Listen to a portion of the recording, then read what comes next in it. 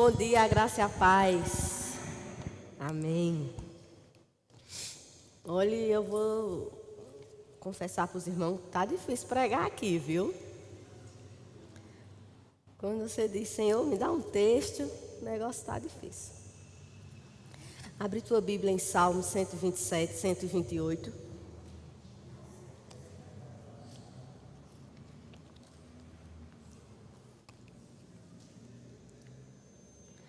Salmos 127, 128, nós vamos ler os dois textos. 127, 128.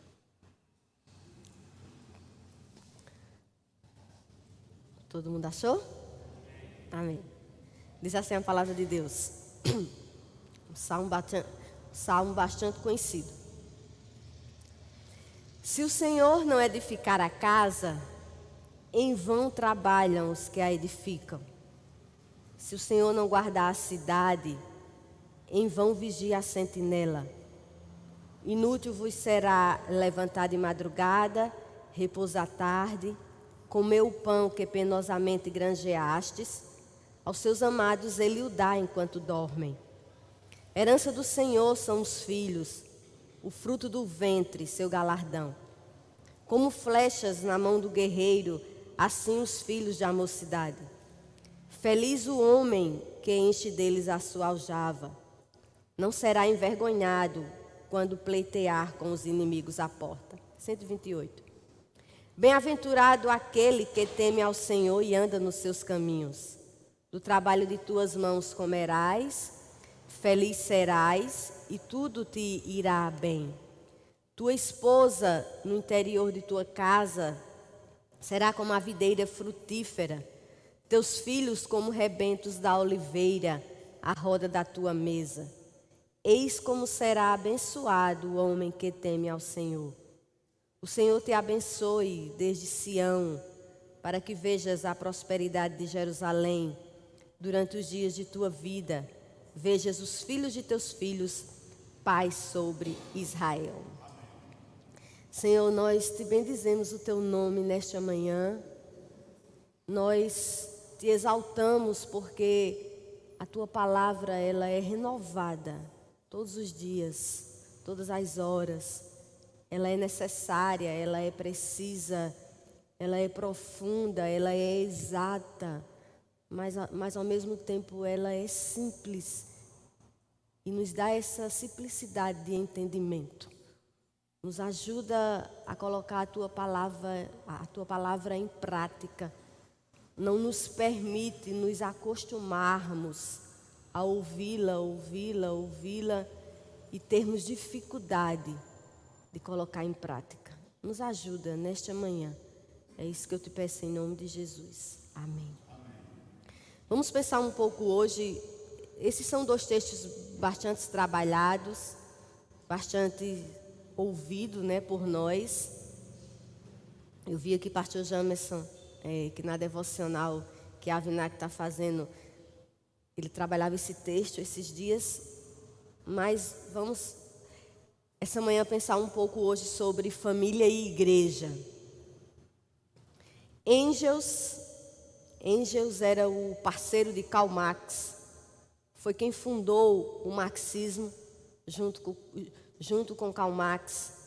E Engels fez a seguinte declaração: a causa da desigualdade social é a família. Por isso que nós precisamos acabar com ela. Toda pauta do comunismo, toda pauta de pensamento de esquerda tem como finalidade desestruturar a família. Em 2019, houve um debate chamado Família, Religião e Política. E foi dado a vez a um militante, um travesti. E esse vídeo rolou nas redes sociais. E ele fez a seguinte declaração: cabe a nós afirmar com todas as letras: nós queremos destruir a família. Sim, nós queremos. Irmãos, nós sabemos disso tudo, e dizemos misericórdia, sangue de Cristo tem poder, mas a gente não faz nada. Nós sabemos da oposição dessa sociedade contra a família tradicional, contra a família bíblica, mas nós não estamos fazendo nada, nós estamos de braços cruzados. O pastor Mauro Master, eu ouvia esses dias, e ele dizia o seguinte: o tempo está tão difícil, o tempo está tão complicado, que os púlpitos da igreja não podem parar de falar de 3 coisas: família, casamento e educação de filhos. Os dias estão tão difíceis que nós temos que bater na tecla: família, casamento e educação de filhos. E eu entendia o que ele dizia, e ele até argumentava, ele dizendo: eu não estou dizendo que nós não podemos falar de teologia profunda, de grandes assuntos, mas eu estou dizendo que se nós não conseguirmos fazer o básico, como nós vamos para o mais profundo? E a gente tem que dar a mão à palmatória que nós não estamos conseguindo fazer o nosso dever de casa. A gente não está conseguindo digerir o arroz com feijão que a Bíblia tem mandado a gente fazer. Nós não podemos esquecer o que a Escritura fala sobre família e quais as implicações práticas sobre isso. Sim, precisamos de coisas mais profundas, precisamos das verdades bíblicas, mas, irmãos, nós temos falhado naquilo que tem sido essencial. Como nós vamos ser sal e luz se a nossa família está doente? Então, por que nós temos falado tão pouco de família? É com assombro que eu vejo Douglas Wilson, Joel Bick, que Paul Walsh, que Paulo Júnior, Simone Quaresma, que tem batido nessa tecla, e a igreja está chamando essas pessoas de fundamentalistas. E a igreja está chamando essas pessoas de radicais. Quando nós ouvimos essas pessoas e elas estão falando o básico daquilo que Deus pede do que é uma família bíblica. E eu tenho percebido isso, que nós temos falado pouco de família, porque infelizmente quando a gente olha para a nossa, ela não está lá essas coisas. É difícil falar que esposo tem que ser protetor, que esposo tem que prover as coisas, quando na verdade isso não está sendo vivido. É difícil falar de esposa auxiliadora, de esposa cuidadora do lar, quando ela só está em casa à noite. É difícil falar que filho é bênção quando a gente não quer ter filho. Então a gente tem se calado. E quando bate na gente, que fere, a gente diz: é radical. Está falando isso, a mesma coisa? Está batendo na mesma tecla? Jaime Kemp, no seu livro A Arte de Permanecer Casado, ele falou o seguinte: a família vive hoje a maior crise de todos os tempos. E ele fala que teve um estudo, e esse estudo comprova que toda civilização antiga, ela começou a falir, ela começou a cair, quando a família deixou de ser prioridade, e teve aí um início de desintegração. Todos os nossos escândalos eclesiásticos, todos os nossos escândalos da igreja têm sido de família para fora. E isso tem causado um mal enorme à igreja. O conceito de família tem mudado, os papéis dentro do lar estão indefinidos e as prioridades surgem de acordo com o que nós desejamos. O resultado disso tudo, divórcio. A semana passada eu soube de 3 casamentos cristãos desfeitos. Se você está com esse discurso relativista, isso acontece, nós não podemos nos acostumarmos com divórcio dentro da igreja. Nós não podemos achar que é normal uma mulher abandonar marido e filho porque olhou para a sua vida e descobriu que ela não construiu nada de bom e ela precisa viver a vida dela. Irmãos, isso não é normal no nosso meio. Mas nós estamos nos acostumando. O resultado disso dentro da igreja tem sido divórcio, filhos rebeldes, traição de ambos os lados. O lema hoje do nosso povo cristão é: quanto mais conheço as pessoas, mais eu amo os animais.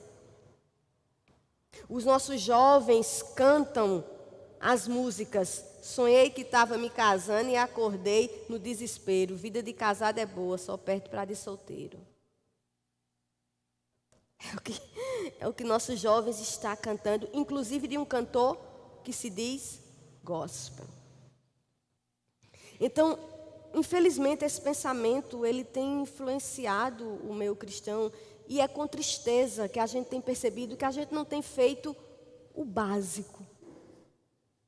Aí, quando acontece o extraordinário, a gente diz: aonde a gente está errando? O que é que está acontecendo? Aí Deus está dizendo a nós: vá para a palavra, vá para o básico. Vá para aquilo que eu tenho ensinado a vocês, que é tão simples de fazer, quem teme ao Senhor. Que era para ser a prioridade.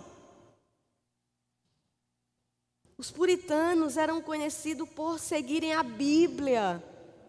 Os protestantes eram conhecidos por protestarem contra o mundo. Então façam o básico. O que esses 2 salmos têm para nos ensinar acerca de família? Algo que nós já ouvimos tanto, mas que a gente tem que sempre falar, né? Esses 2 salmos, eles falam basicamente sobre a bênção, que é obedecer a Deus, e ter uma família. A verdadeira felicidade é ter Deus como primazia em nossas vidas. Interessante, irmãos, que no mundo tão corrido, tão cheio de tecnologia, esse salmo nos leva a buscarmos algo tão básico, algo tão necessário. E o que é necessário? Deus. Esses 2 salmos nos dizem que a nossa família, ela não precisa de grandes coisas. A nossa família precisa de Deus, ela precisa do Evangelho, ela precisa de Cristo, ela precisa viver as verdades bíblicas. O autor dos salmos é Salomão. Esses 2 salmos, eles são conhecidos como salmos de romagens. Eu acredito que todo mundo aqui já sabe o que eram os salmos de romagens. Salmos de romagens eram que todo judeu que estava longe de Jerusalém, ele tinha que ir nas 3 principais festas de Israel, que era Páscoa, Pentecostes e Tabernáculos. Então, quando eram essas 3 festas, eles faziam caravanas e isso era chamado Salmos de Romagens, porque durante a sua peregrinação até Jerusalém, eles iam recitando, eles iam cantando, eles andavam pelas ruas louvando a Deus até chegar a Jerusalém. Por isso que são conhecidos Salmos de Romagens. Mas vamos começar a ter uma reflexão sobre esses 2 salmos.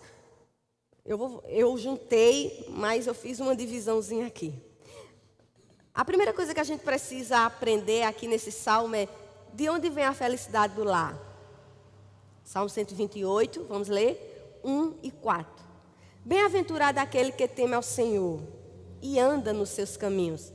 Versículo 4. Eis como será abençoado o homem que teme ao Senhor. De onde vem a verdadeira felicidade do lar? Quem é realmente feliz nesse mundo? Qual é o seu conceito de felicidade? Isso vai fazer toda a diferença. Qual é o nosso conceito de felicidade? Quando alguém fala para você assim: o que é uma família feliz? O que é que você pensa? Isso vai fazer toda a diferença. No contexto desses 2 salmos, nós vamos ver, irmãos, que felicidade é quem teme a Deus. Uma família feliz, uma família próspera, é uma família que teme a Deus. O que é temer a Deus? Anitta, esses dias, bombou aqui na internet, dizendo: eu não entendo esses crentes dizendo que tem que temer a Deus. E é para ter medo de Deus? Não entende nada. Temer não é ter medo. Temer é reconhecer a grandeza de Deus, é reconhecer a majestade de Deus, é reconhecer a nossa condição de pecador, o que foi feito por nós em Cristo e viver uma vida de temor diante dEle. Uma família feliz, uma família próspera, é uma família que teme ao Senhor. Com isso vem a segunda coisa: ela anda no seu caminho. Uma família feliz é uma família que vive em obediência aos seus mandamentos. Esse homem feliz é um homem que não vive de acordo com os seus próprios pensamentos, com os seus próprios desejos. Diferente do homem não regenerado de Efésios 2:3, que Paulo vai dizer: esse homem não regenerado, ele anda segundo as inclinações da carne, fazendo a vontade da carne e dos pensamentos. Esse homem, ele é feliz porque ele teve critérios bíblicos para começar uma família. Esse homem, ele é feliz porque quando ele foi escolher uma namorada, ele escolheu uma namorada bíblica. Uma moça piedosa, uma moça crente, uma moça que respeitava e ouvia pai e mãe, uma moça ativa na obra do Senhor, uma moça não sensual, uma moça não fútil. Por isso que esse homem é feliz. Essa mulher, ela é feliz porque ela não entrou em um jugo desigual. Ela escolheu um rapaz crente, um rapaz responsável, um rapaz bíblico. Então as escolhas dessa pessoa, elas são bíblicas. Por isso que ela é feliz, irmãos. E nós vemos hoje que está tudo trocado. A base dessa família não é o dinheiro. A base dessa família não é uma boa casa, não é um bom carro. Porque dinheiro não compra paz, dinheiro não compra esposo fiel, dinheiro não compra esposa piedosa, nem filhos obedientes. Dinheiro não compra. Feliz o homem que teme ao Senhor. Eu fiz uma viagem faz um determinado tempo com um casal, Euder e minhas 2 filhas. Que viagem atribulada. Ele tinha uma casa na praia e ele nos chamou para passar um final de semana. Irmãos, a casa, um sonho. Na garagem da casa da praia, uma lancha, um jet ski e um buggy. Que viagem terrível. Ela tomava um Rivotril de manhã, um Rivotril no almoço e um Rivotril na janta.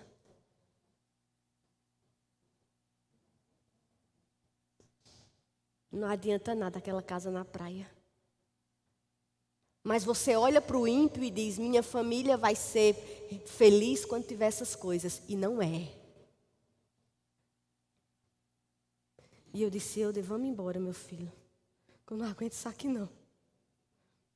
Como é bom as nossas viagens, a gente contando os nossos centavozinhos e dizendo às meninas: só peço um sorvete, mas a gente é tão feliz. Só sai na hora que a diária vence. A gente fica até 2 horas, né, pastor Jean? Aproveitar que a gente está dividindo em 10 vezes, mas é bom. Que coisa terrível. Ela sentou comigo na mesa e disse: eu sou a mulher mais infeliz desse mundo, Janeide. Eu tenho vontade de morrer, eu quero morrer.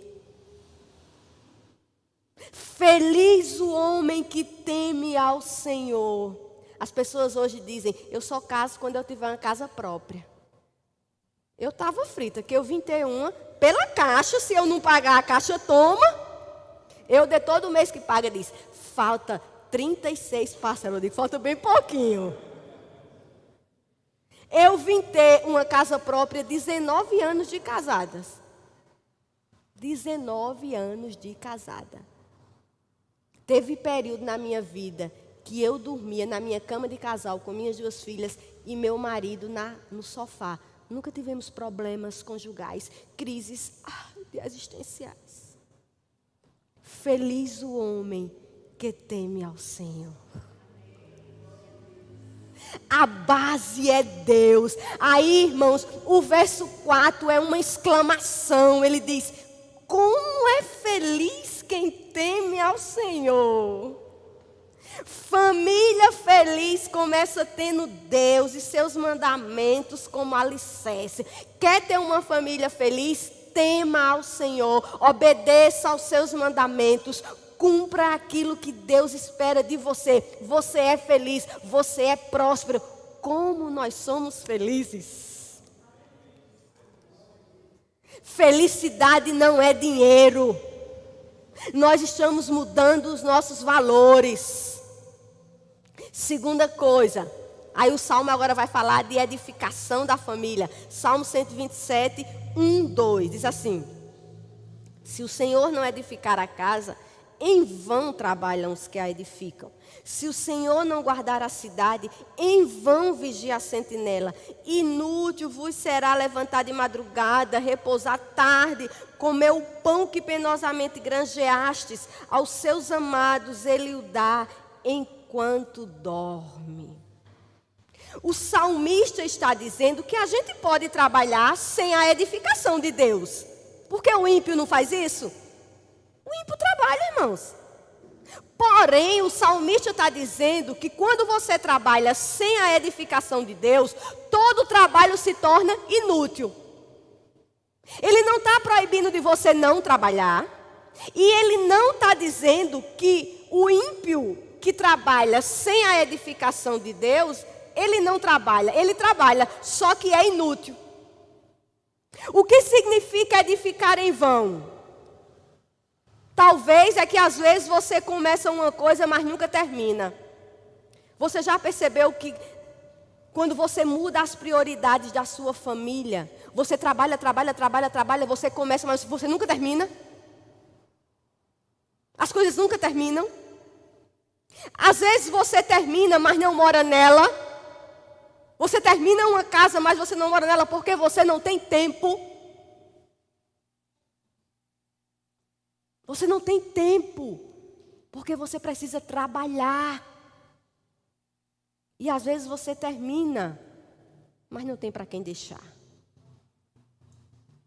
Eclesiastes 2, 21, parte B, Salomão diz: deixará o seu ganho como porção a quem por ele não se esforçou. Não é problema tomar algumas providências. Mas o salmista está dizendo que se Deus não for o Senhor da sua família, tudo é em vão. Inútil será trabalhar demais, acordar cedo e dormir tarde. Irmãos, é fisiológico. Quem acorda cedo quer dormir cedo. Não é verdade? Quem dorme tarde quer acordar tarde. O corpo da gente pede, não tem como. Inútil, os deuses desse século pedem o nosso tempo. Os deuses desse século pedem o nosso tempo. Eu digo isso aqui direto. Você ainda está com a esperança de ser rico, é? Ô ilusão. Ainda está com a esperança de criptomoedas e vai reter, Cuidado aí que o negócio está desmantelado. Você ainda está com essa ilusão. Os deuses desse século pedem teu tempo. E tempo é precioso, o tempo vai e não volta. O que você tem feito com teu tempo? Os deuses desse século pedem tua saúde. Eu mostrava ontem a Euder, eu disse: olha, Euder, se isso fosse para fazer a obra do Senhor, eu duvido. Um dos cantores aí famosos, eu não sei se você viu, atacou a hérnia de disco. Irmã, eu tenho família minha que tem problema de hérnia de disco. E eu não sei como ele como ele estava conseguindo fazer show. E ele, assim, ó, no palco. Um cara pegando num braço e o outro no outro. Botou ele em cima no palco. E ele fez o show. Quando foi ontem, disse, eu não aguento. Os deuses desse século pedem tua saúde. Inútil vos será. Eu conheço pessoas que trabalham 3 expedientes. Quanto mais trabalha, mais deve. Quanto mais trabalha, menos tem. Porque se o Senhor não edificar, inútil vai ser. Está trabalhando em vão. Não vê filho crescer. Não faz tarefas junto com o filho. Não tem nada, não tem momentos a sós com o marido. Não faz uma viagem. Não sai para comer uma pipoca no shopping. Não vai para o parque da criança. Não faz nada. Porque tem que trabalhar. Inútil. Os deuses desse século pedem tua paz, pedem teus momentos em família. E a gente está na igreja, mas a gente não absorve mais. Inútil, é isso que ele está dizendo. Vai comer o pão de dores. O que significa isso? Come, mas não tem alegria. Come, mas não tem a verdadeira felicidade. Está comendo pão com inquietação, com ansiedade, com medo, com pânico, se esforçando tanto, para quê?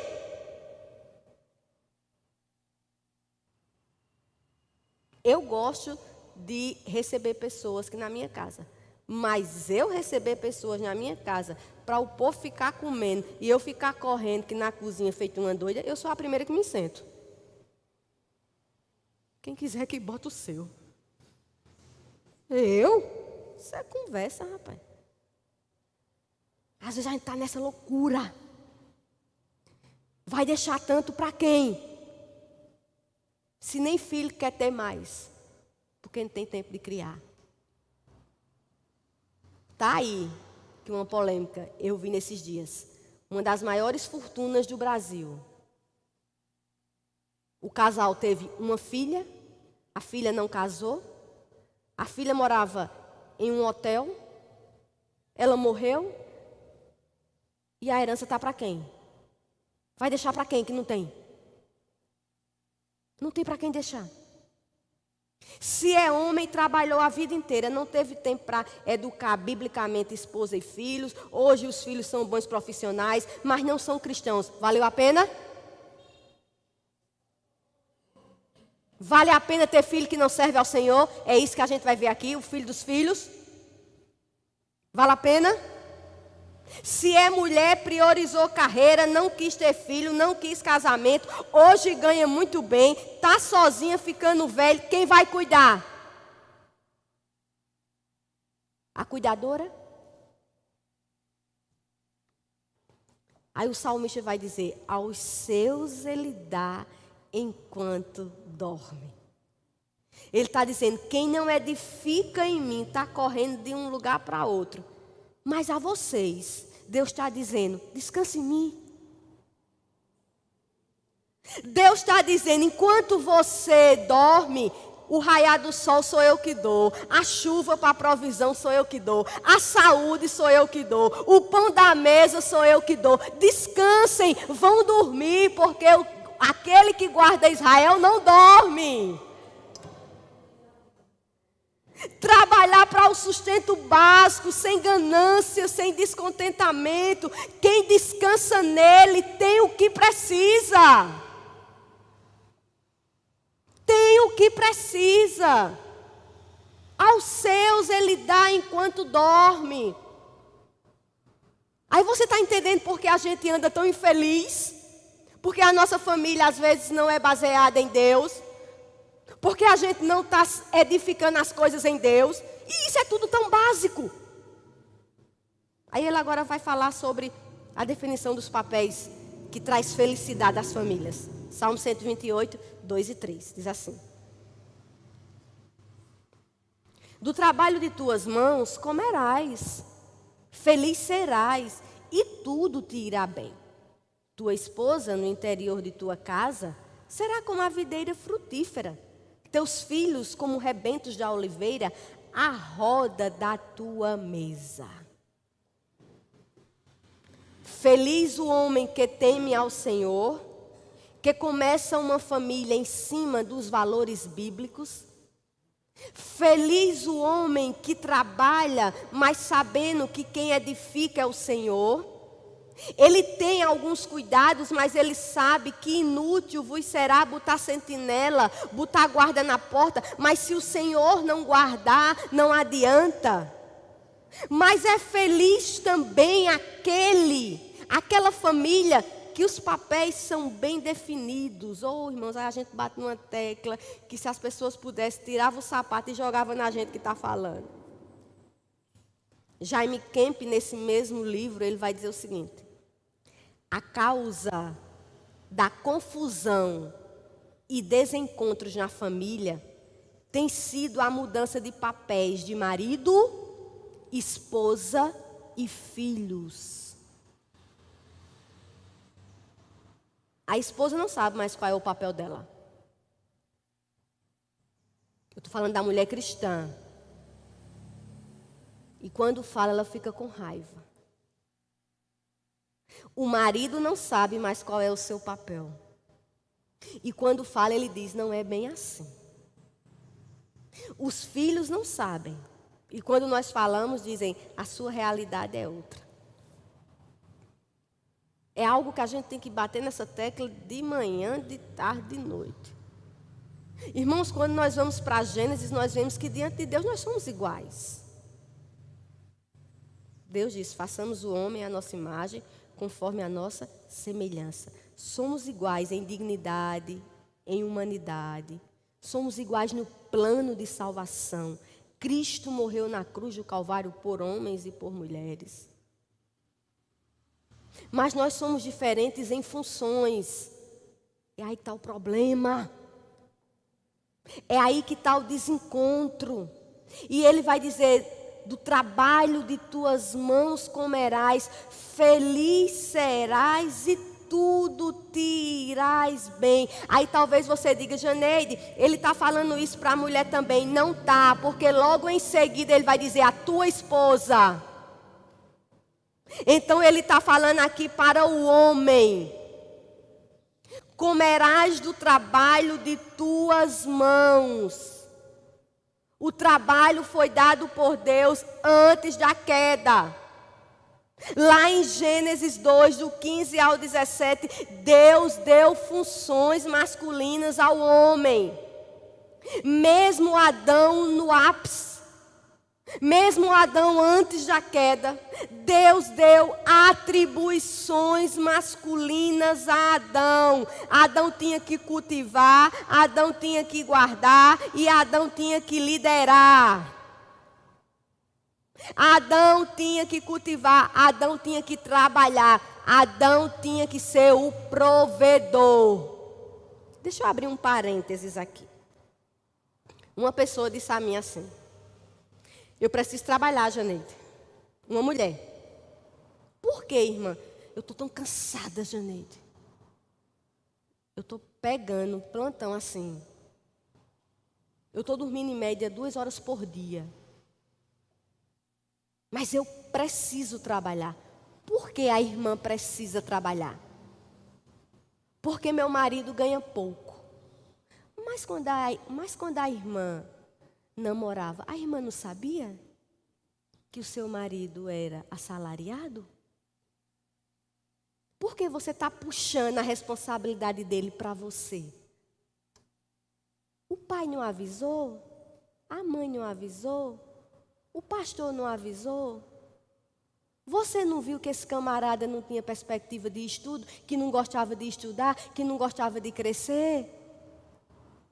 Por que você está querendo agora puxar para você aquilo que não é para você?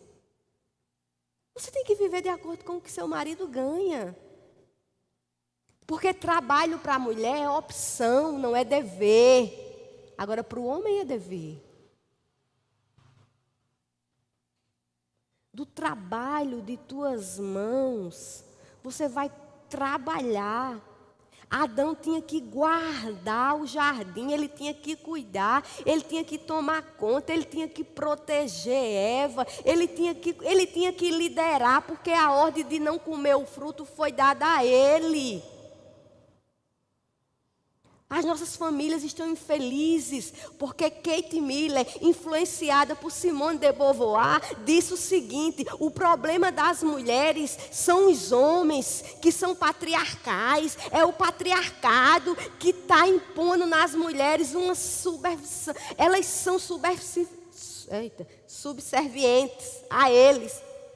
E a gente precisa acabar com o patriarcado. E sabe como se acaba com o patriarcado? Tirando a masculinidade do homem. Vamos afeminilizar os homens. Vamos tornar os homens femininos.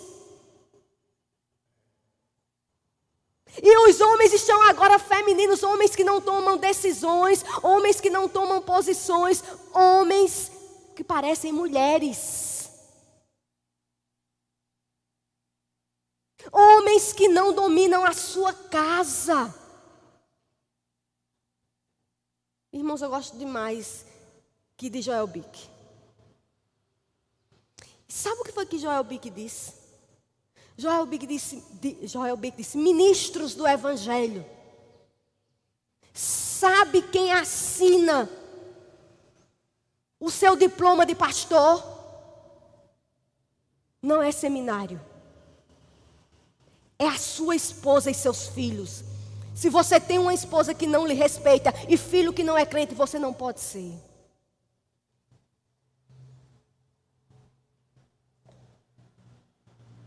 Isso é sério, irmãos. Não existe mais essa definição. Aí quando ele vai, agora sim ele vai para as mulheres. Aí as mulheres olham para mim com vontade de me matar. Tua esposa, no interior de tua casa, será como a videira frutífera, teus filhos como rebentos da oliveira, à roda da tua mesa. É difícil. Ô negócio difícil é ser crente. Se não for a graça de Deus. Interior da tua casa. Você acha que isso é aonde? Vamos pensar?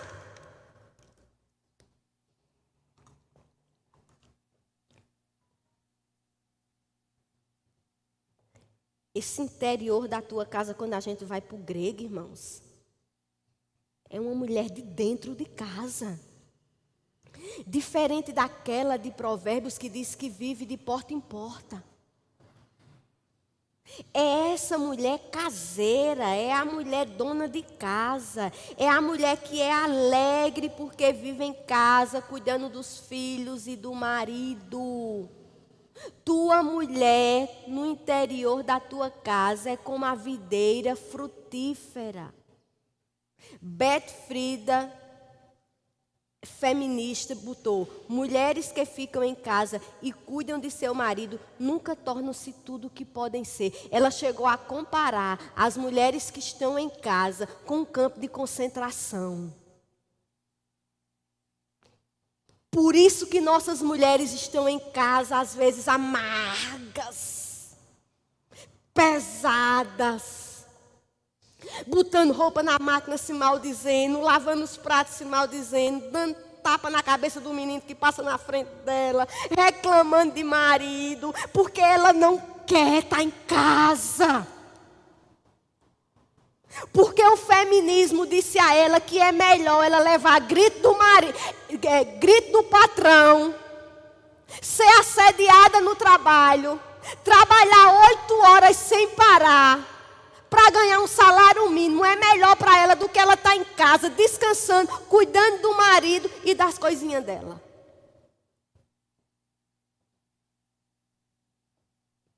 Essa família vai ser feliz? A gente não tem conseguido fazer o básico. Não tem, irmãos. Tua esposa no interior da tua casa, aí agora que acaba com a gente, será como videira frutífera. O que era que a videira fazia? Produzia o quê? Uva. é uma ideia de uma mulher que tem muitos filhos. Aí o negócio já pega fogo.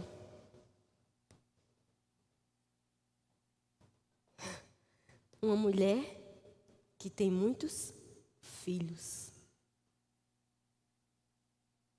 Uva fazia vinho, né? Vinho é sinônimo de alegria. Essa mulher, ela é fonte de alegria do seu marido. Aí agora ele vai dizer: teus filhos, como rebentos da oliveira, à roda da tua mesa. Minha mãe teve 7 filhos. E uma das coisas que eu mais senti falta quando eu casei era a mundiça lá de casa. Eita, era bom. Era. Pastor Rony, ele passou um tempo lá em casa, era gente demais. Ou casa de imundiça. Era bom, irmão. E eu lembro que quando as minhas irmãs foram lavar a casa comigo, que eu me vi naquela casa sozinha, me deu um desespero. A hora do almoço era a melhor hora, brigava por um pedaço de carne. Era bom. Quem ficava por último comia ovo. Que coisa maravilhosa, irmãos. Teus filhos, a roda da mesa, é a mesa cheia de menino. A hora da comida, sem televisão, sem celular, sem a mãe estar arrodeando a mesa porque o menino não quer comer e ela botando a colher na boca do menino. Né? A hora da refeição é a melhor hora. Quem mora sozinho sempre me diz isso. Janeide, a pior coisa é cozinhar para uma pessoa. A pior coisa é você comer sozinha. Tem coisa pior? Pode ser a melhor comida do mundo. Seus filhos ao redor da mesa, na refeição, é a hora da instrução dos pais. Né? Aí Deuteronômio 11, 12 vai dizer: instruir em todo o tempo, assentado, caminhando. E os filhos estão ao redor da mesa, absorvendo os ensinamentos. E serão como rebentos de oliveira. Rebentos de oliveira ainda não era oliveira. Eles estavam retos, eles eram verdes, mas no tempo certo eles iam crescer e dar bom fruto. Como é feliz essa família, irmãos. Se eu tivesse o entendimento que eu tenho hoje, eu não teria tido só 2 filhas. Euda já começou a roer agora pela saída de Júlia. Júlia casa em novembro. Aí ele fica dizendo: daqui a 4 meses eu não mando mais. Daqui a 4 meses, já começou. Vai ficar eu e ele. No tempo certo. Como essa família é feliz. Aí, para terminar, aí ele vai agora para os frutos dessa felicidade. Salmo 127, 3, 5, diz assim: herança do Senhor são os filhos, o fruto do ventre seu galardão. Como flechas na mão do guerreiro, assim os filhos da mocidade. Feliz o homem que enche deles a sua aljava, não será envergonhado quando pleitear com os inimigos à porta. Irmãos, filhos são dádivas de Deus. São uma bênção concedida por Deus. Filho não é peso, é herança. Filho não dá trabalho, filho é seu trabalho. Quem não teve a bênção de ser mãe biológica, existe a possibilidade de adoção. Esses dias eu fui impactada e eu falava aqui no estudo das mulheres. Eu escuto muito e eu gosto muito dele. Reverendo Ageu. Eu acho que é Ageu Magalhães. É isso? Da Presteriana, muito firme, muito conciso.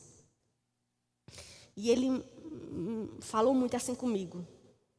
Por quê?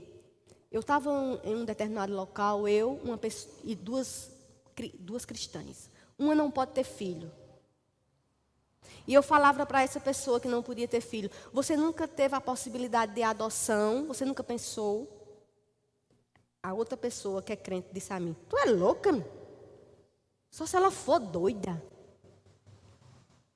Ela vai pegar trabalho, é? Deus sabe o que faz. Se Deus não deu, é melhor não ter. Isso aquilo me chocou tanto.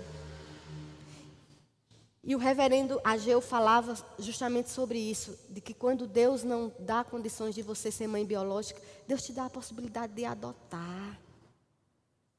E ele falava que em Roma, que no início do cristianismo, o cristianismo cresceu em classes pobres, irmãos. O início do cristianismo eram pessoas simples. E sabe o que foi que os cristãos chamaram a atenção da sociedade romana? Porque os homens, quando tinham filhos, quando tinham filhas mulheres, jogavam as meninas nas valas. Aí sabe o que era que as cristãs faziam? Mesmo sem ter condição, iam para as valas, pegavam essas crianças e criavam. Hoje a gente não pensa mais nessa possibilidade. Gasta horrores com cachorro, com gato. Mas a gente não quer. Então, filho é bênção. E ele vai dizer, como flechas na mão do guerreiro. O pai é um guerreiro. Quem é pai vive numa luta, vive numa guerra, irmão. Educar filho é difícil demais. Ô desafio. É uma guerra. Mas ele diz, feliz quem enche a sua aljava.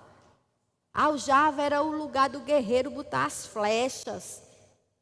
Então os nossos filhos são como flechas.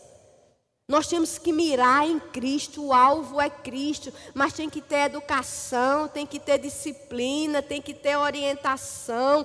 Pais crentes criam filhos com valores cristãos, como dói no meu coração, quando eu vejo nesse período, os filhos de crente, tudo com roupa de quadrilha, as cabeças tudo enfeitada. Quando crescer, qual é a diferença de não ir para o Parque do Povo? É cultura.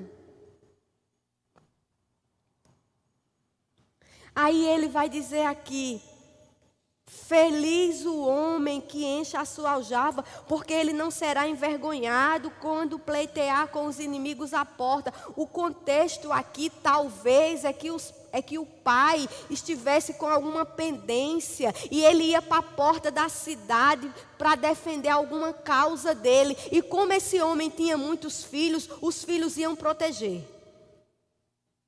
Entendeu? Os filhos iam ajudar. O que será de nós sem os nossos filhos, irmãos? Quem vai cuidar de nós na nossa velhice? Eu assisti um filme, é claro que é um filme, mas eu achei a ideia muito legal. Esse filme é o seguinte, é uma quadrilha, não sei o nome, se eu soubesse eu queria que você assistisse. É uma quadrilha, ela é especializada em idosos. Então, essa quadrilha, ela é contactada com um geriatra. Olha só que coisa terrível. E o geriatra, como conhece os idosos, por exemplo, aí diz, Madison tem 80 anos, Madison vive bem financeiramente, tem uma herança boa, só que Madison não tem filho e não tem parente. Aí essa quadrilha entra com uma ação, como Madison é incapaz, coloca Madison no asilo e administra os bens de Madison. Não tem quem tome conta. Você já pensou nisso? Que isso é um curso natural das nossas vidas? Irmãos, quem vai tomar conta de nós? Não venha com aquele discurso secular, pelo amor de Deus. Ah, mas tem filho que não cuida. Dê amor, dê evangelho, dê temor de Deus. Eu duvido o filho que não honra pai e mãe, que não tem o evangelho. O que vai ser de nós quando nós formos velhos? Se não for os nossos filhos. O que será dessa geração que não quer ter filhos, irmãos? Ou você acha que você vai ficar jovem a vida inteira?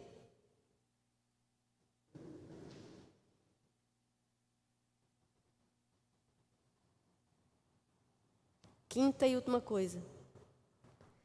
A felicidade dessa família alcança a igreja. Para mim é o melhor. 128, 5, 6. Diz assim: o Senhor te abençoe desde Sião, para que vejas a prosperidade de Jerusalém durante os dias de tua vida. Vejas os filhos de teus filhos, paz sobre Israel. O salmista aqui vai falar de Sião, Jerusalém e Israel. Casa de Deus, cidade de Deus, nação de Deus. Sião era onde ficava a arca da aliança, onde os israelitas faziam suas orações.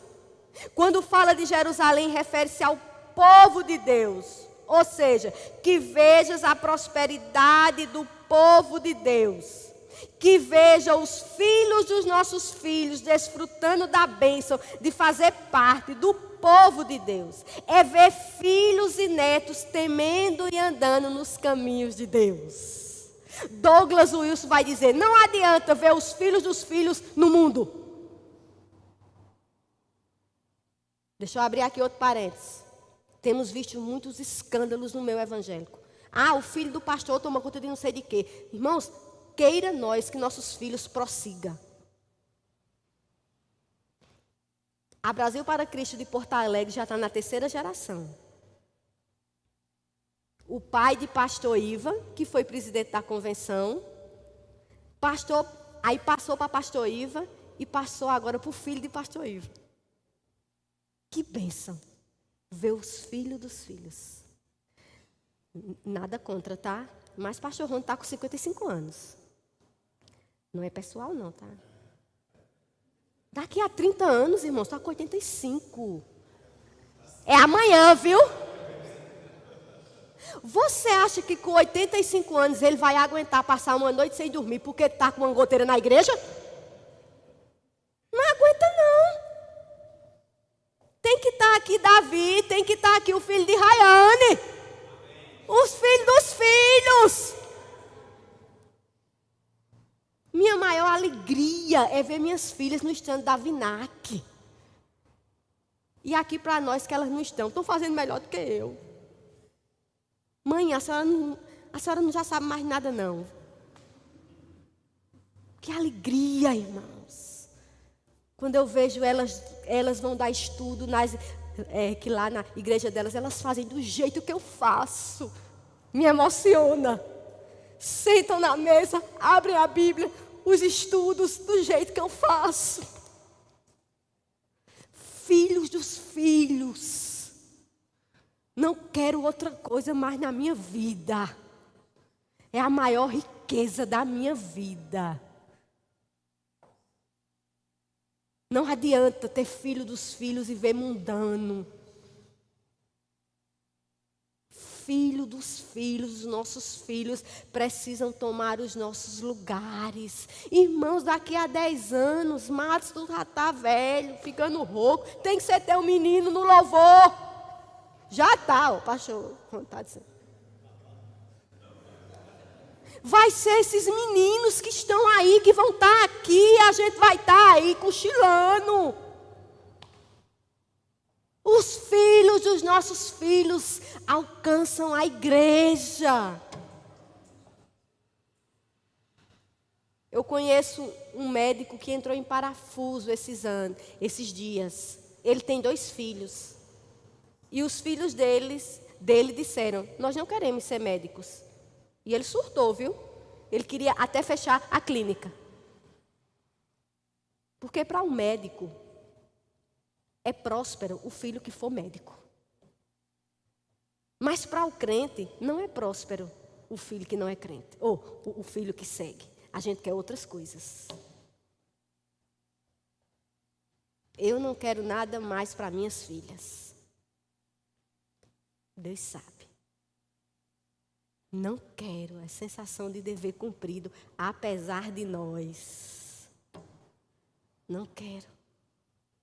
Que veja os filhos dos nossos filhos. A nossa descendência continuará o nosso legado na família, na sociedade e na igreja.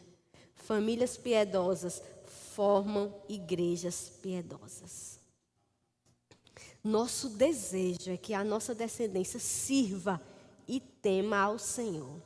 Que o Senhor abençoe nossa família, que o nosso lar prospere em temor a Deus, que essa devoção tenha reflexo sobre a igreja e as nações, porque feliz é o homem que teme ao Senhor.